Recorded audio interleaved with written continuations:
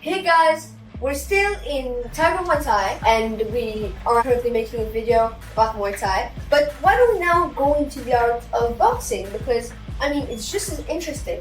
And who better to interview than John Boy here at Tiger Muay Thai, who is a teacher and who teaches and trains fighters and champions. So, for example, this is one of his accomplishments this year in Qatar that John Boy achieved. So we're just going to be talking about your life, know more about you, and what is your relationship with fighters that you train, right? Yeah. Well, welcome. They laughed at me. They're like, come on, don't be silly, never mind about boxing. I was like, nah. From that fight, I'm not the same from that night. I didn't think I'd be in the position I am today. Like, just world champions, basically. Now it's world title fight after world title fight. I'm going to be the only coach that ever had a belt in all sports. We're obsessed with belts, and to get a part of history means the world,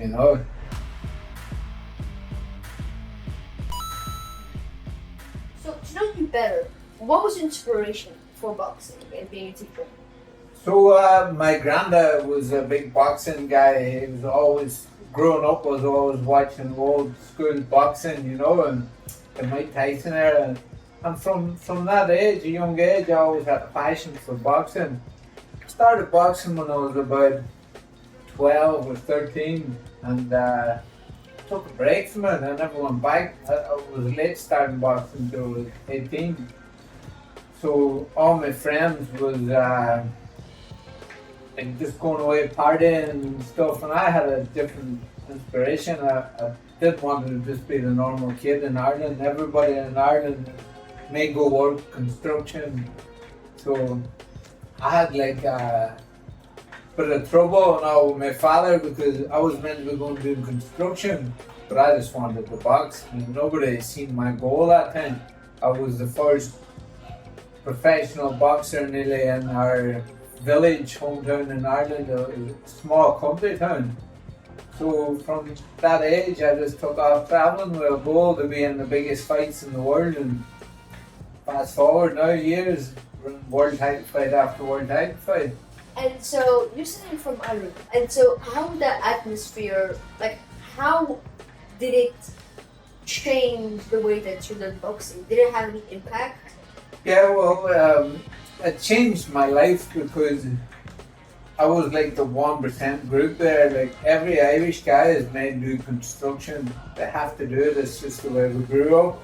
And I wanted to be something different. I didn't want to be. I was just looking always for something bigger, and I had to leave and go and travel. And one day I'd like to bring some boxing back there, and also, so it was a different route. It was a great childhood growing up, and I just took to my goals.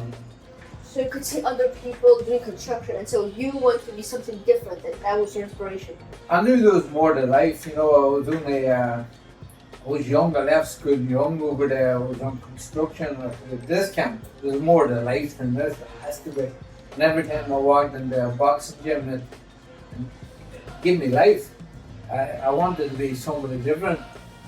At that time, where you didn't have no world champion coaches, it was actually a karate man was teaching me boxing, and I knew that every time I went away and learned something, I knew there was more to boxing. I always knew there was something out of it.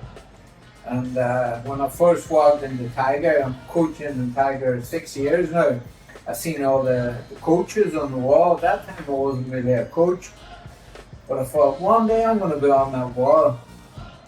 There's posters everywhere of me in here now. Even on the front of Tiger, if you go and check all the champions there, I think bar Valentina, I've been in every world title fight in them fights with them belts. And that's one of them up there. These guys here, Tim Zhu, Nikita Zhu, I was watching my father, Costa Zhu, when I was 18 years old, and they were in a world title fight. And a bus right outside my house, my friends was going to a big party, like a disco in Ireland. Everybody in Ireland all drinking, young age.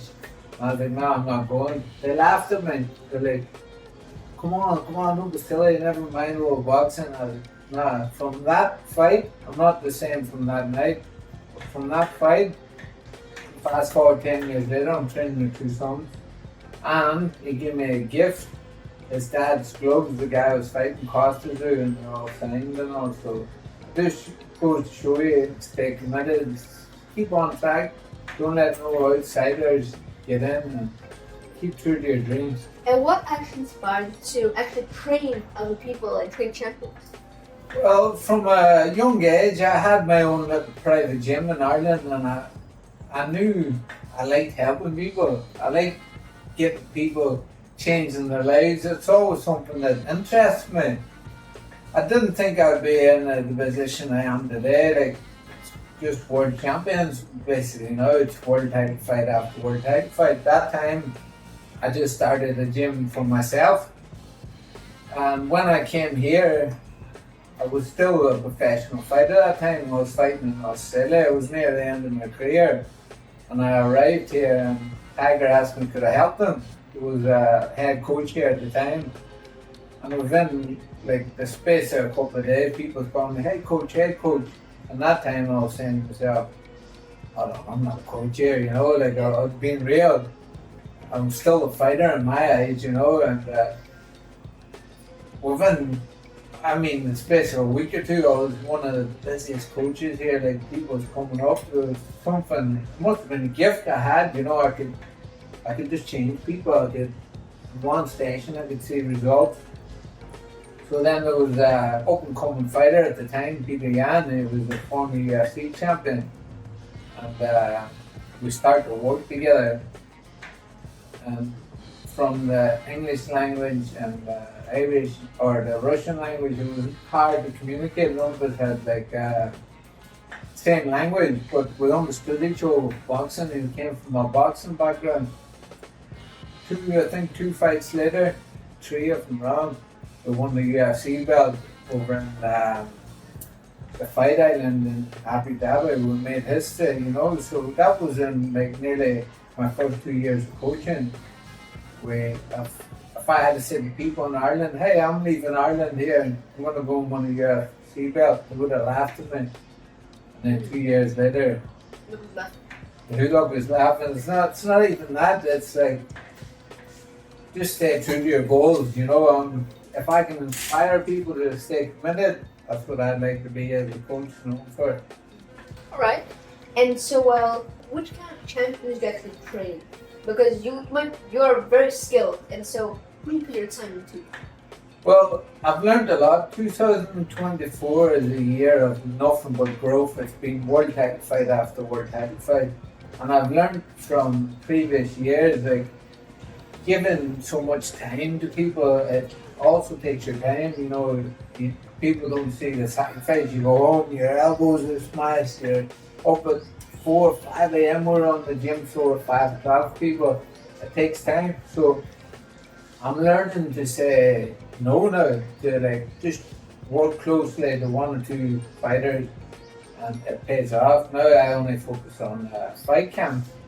And this is where I've been seeing a lot more growth lately. I have more time to focus on one person, win the belt, next camp lines up. What are your biggest highlights, biggest techniques that you've gotten throughout your career as a fighter? As a fighter, I boxed everywhere around the world. I can't count off the top of my head how many countries I've been. I got to see the world, the people I've met, the connections I've met. I had like 64 amateur boxing fights, and then I had 17 professional pro fights. I won a WBA, not the WF belt in Australia. I fought for the Irish title in my fourth or fifth professional fight.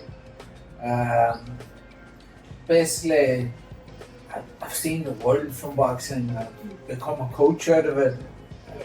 I've took away a lot from boxing and growth. All right.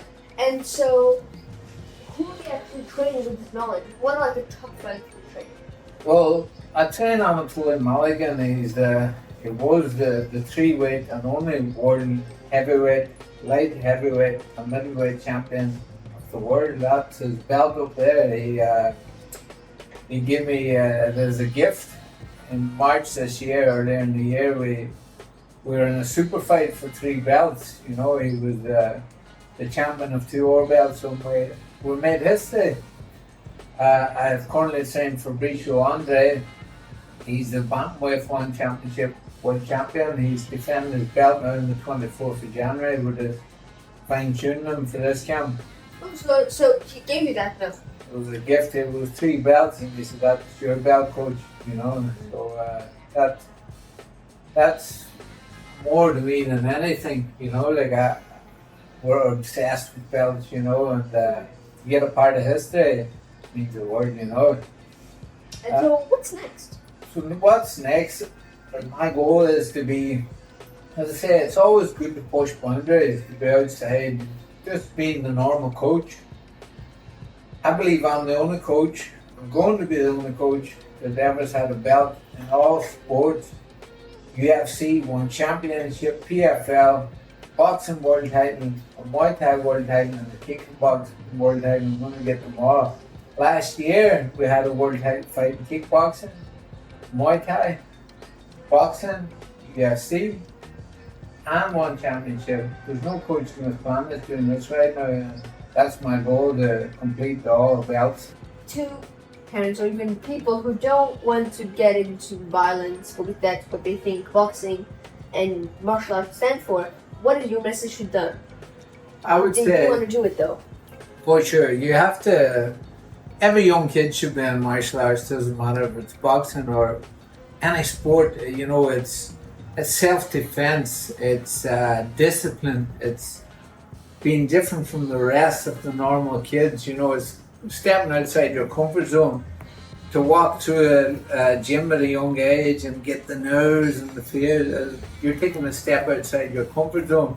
And I can guarantee you, when you walk through that door and you stay consistent, your life will change. You'll be disciplined. It will teach you nothing but growth. It will give back more than you give if you treat boxing with everything in your life you have. Well, what is your message to the world? Just keep inspiring, keep being different, and always stay focused and keep your eyes on the goal. It's a very powerful message that you just said in 1 sentence. But thank you so much for the message, and thank you so much for the interview. And you too, it's an honor to meet you well, guys. Oh, thank you so much. Welcome. I'll have a good cup of tea with us later. Thank you.